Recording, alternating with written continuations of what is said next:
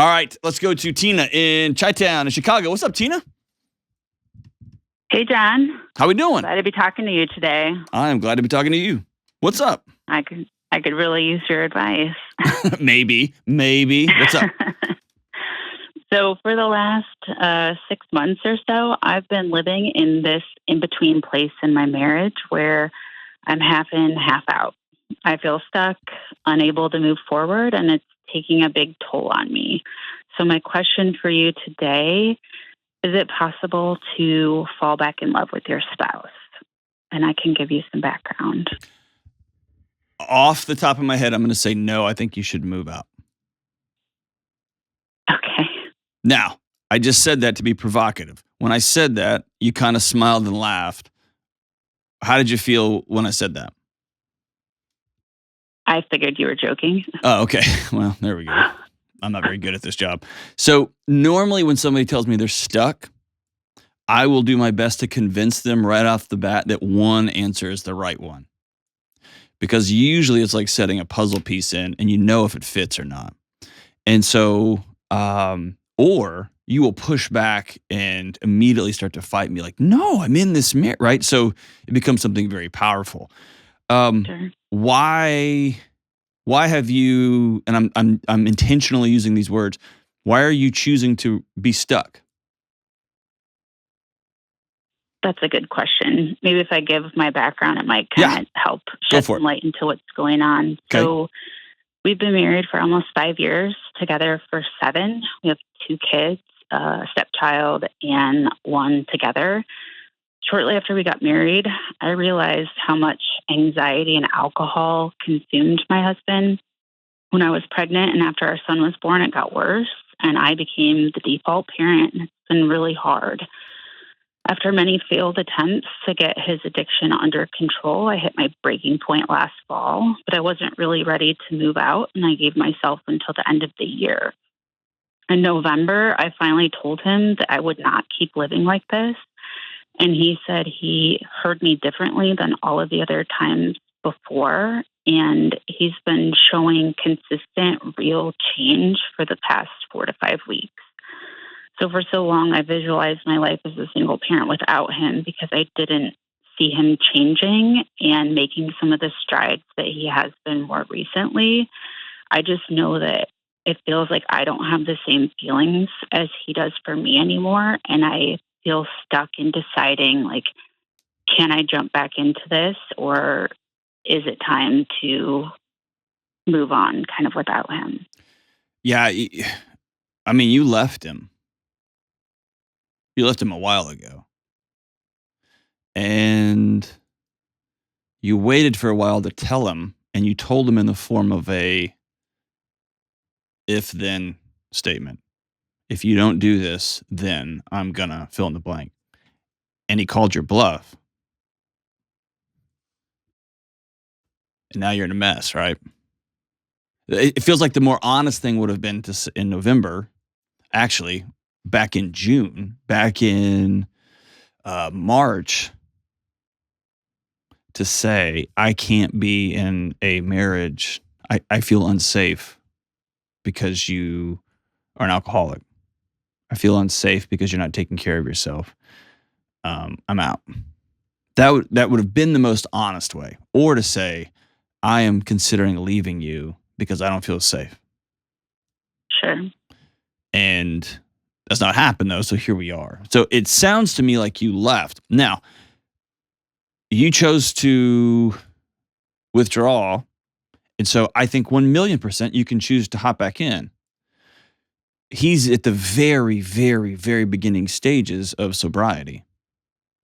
And when somebody tells me someone's struggling with alcohol and anxiety, I immediately go to a connection issue, relationship issues, probably stemming from a long, long time ago. Yep. And when you tell me they escalate, when you had a kid, especially first kid, is when most couples report a significant reduction in connectivity, intimacy, and of course, you have another human that suddenly you're figuring out how to take care of, right? And so that isn't that doesn't surprise me at all that he got more anxious because his body felt more disconnected and alone, and he drank more to shut up the anxiety alarms. Like it bothers me. It's not a great response, but it makes perfect sense. And so the question you have to ask yourself is, are you willing to quit being in the middle here, go all in on this marriage, ask him, how can I help meet your needs? And you, probably for the first time, commit to being honest on a regular, ongoing basis about what you need. If you're willing to do that, man, I think you can get there. If you have left the relationship, though, don't be cruel to him. Don't be cruel to yourself. Don't be cruel to your kids. Make your adult decision and then live with the adult consequences and move on about your day. Sure. Yeah, it's been hard because, like I said, the failed attempts, it'll be okay for a while and he'll try really hard and I'll believe, okay, this time is different. And so I have like re-engaged, come back in, and then inevitably it goes off the rails again. And it's just kind of that consistent. And I just feel like it's kind of beat into me that, it's a pattern. And so Absolutely. It's also hard to figure out, is this consistent change that seems very real to me? He says it feels different more recently, is like, how do I move past, some of the fears that I have that this is just another like failed attempt? And that's really kind of where I care a lot less about feelings right now. I don't care how he feels. I care what he's doing. And you need to feel your body's trying to get your attention, saying, hey, we've been down this road. We get hurt every time. Your body's doing exactly what it's supposed to be doing. You just have to decide, I hear you. And this has gotten us hurt before, but I'm going to choose to be vulnerable and go all in one more time. Or you're right. It's time for us to get out of here. Because the one thing I know for certain is your relationship will end if you've got one foot in and one foot out. And it will end catastrophically. It will end in a huge mess. And you end up, in a weird way, becoming the bad guy. Right. And so I would tell you to be a person of integrity.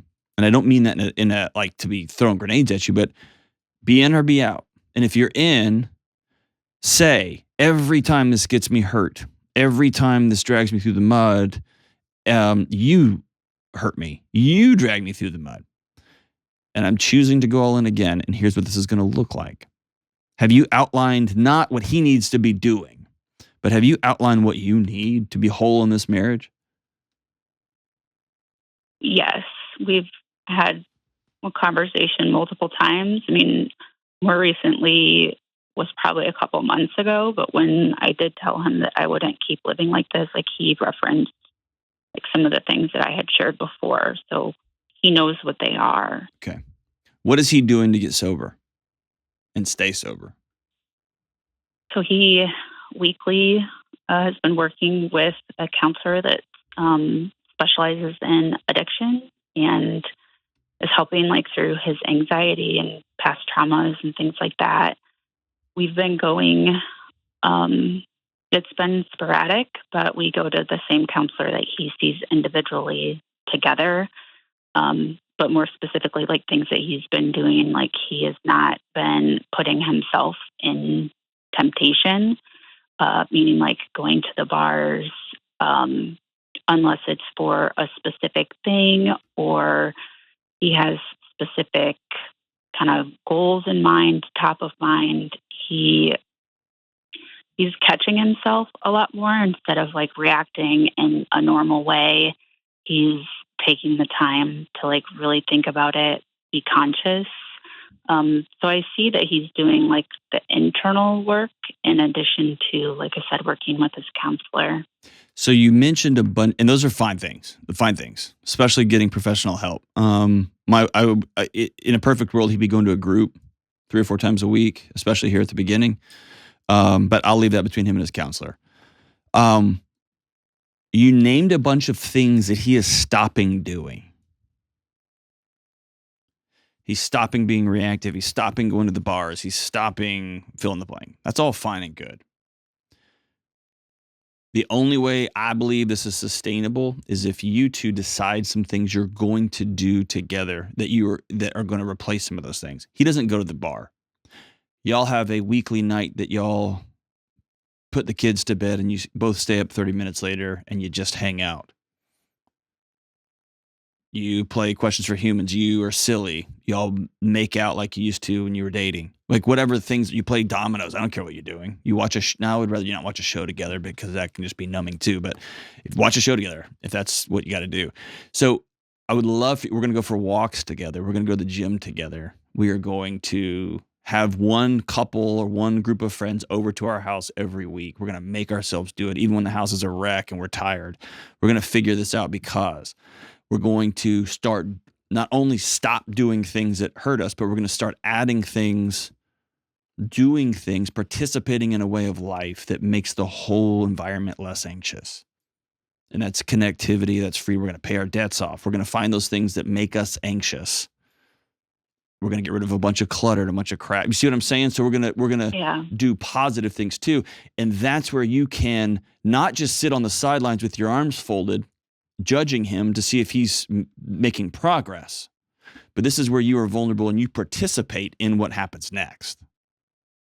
You become, you'll begin to, you're building a new life together, a non-anxious life together.